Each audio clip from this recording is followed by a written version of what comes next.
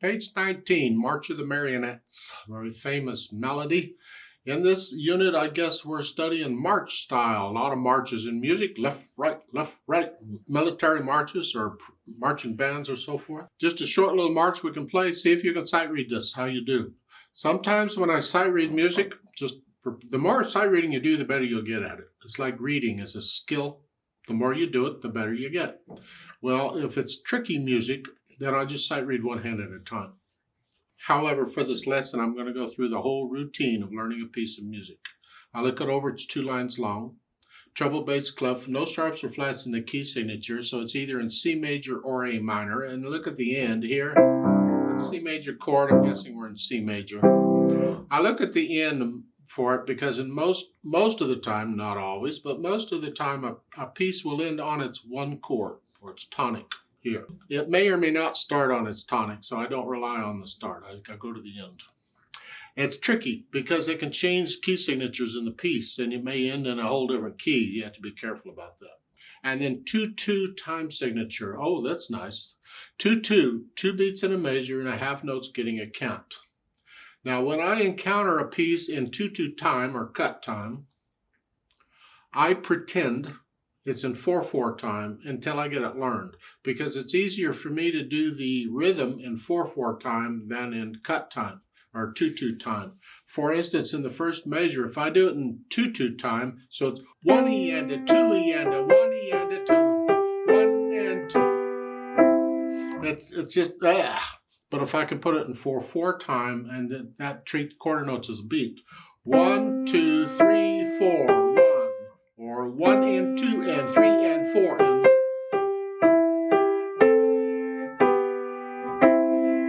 It's easier to get the rhythm in 4/4 time than in 2/2 time. And I'll put it back in 2/2 time later in the process. So right now I'm going to talk about this as though it's in 4/4 time. And I've already done the first. I end on 2-3 at the end because I want to connect them. And then the second line, scratch up. And then, see, there's 2 measures, 5 and 6. That's just a C chord in different versions. I'm just walking up. And then here, 1-5, and now I'm going to do 1-5 again. And the only reason I'm doing that is it prepares me to finish the piece. I'm in position. So it's here. Now I'm ready, and I do a 1-4 and a 1-3. That's what I'm doing.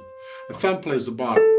Left hand, thumb. 1, 2, 3, 4, 1, 2, 3, 4, 1, 2, 3. Okay, put the hands together then, and I'll hesitate. That's okay. And then here, here, and here. So put the hands together, and then I'll go back over it just a couple measures or so at a time, and I'll get rid of the hesitations. So it's a steady beat. Imagine people marching to this eventually, and it has to be a steady beat, or they'll trip all over themselves. Then I add the articulation. You get no slurs, but you get staccato. So I'm going to say connect everything unless it's a staccato. Staccato, I'm hinging at the wrist, and they're short. Here. Tenuto lines in 3rd measure, linger on those. Try and hold them out.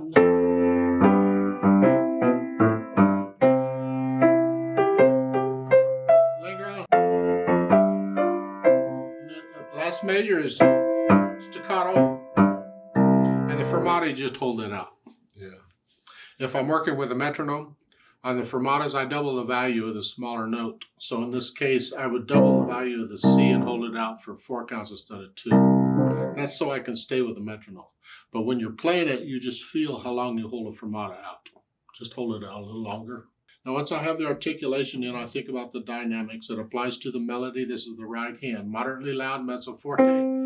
Whatever you think sort of loud is. Not loud, just sort of loud. The left hand is soft. And in the 4th measure, you can't crescendo. That's silly. It's the left hand. You're soft. But then when you get to measure 5, come down, because it's the right hand that's loud.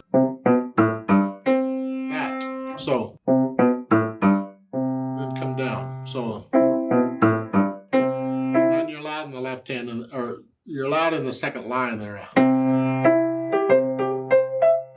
Then the speed. All a march means as a march, or in the style of a march. Think left, right, and this is where we put it back in cut time. Now we're going to think left, right. In 4/4 time, the natural accents would be on beat 1 and 3. 1, 2, 3, 4. 1, 2, 3. Well, in cut time, it's just 1, left, 1, left. That's it. Can you make march? Now, if I'm going to march it, typically a march tempo is somewhere around 120 on a metronome, about 2 beats per second. Left, right, some.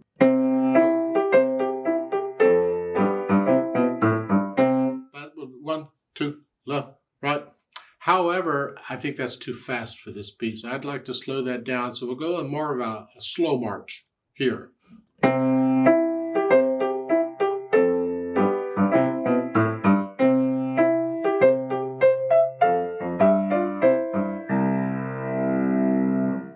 And even that might be too fast, but they put it in 2/2 time, and I think it'd be better in 4/4 time, but that's my opinion. And at the bottom of the page, they give you some rhythm activities. I never liked rhythm activities, but you can have fun with those if you want. I just do the rhythms as I find them in the music.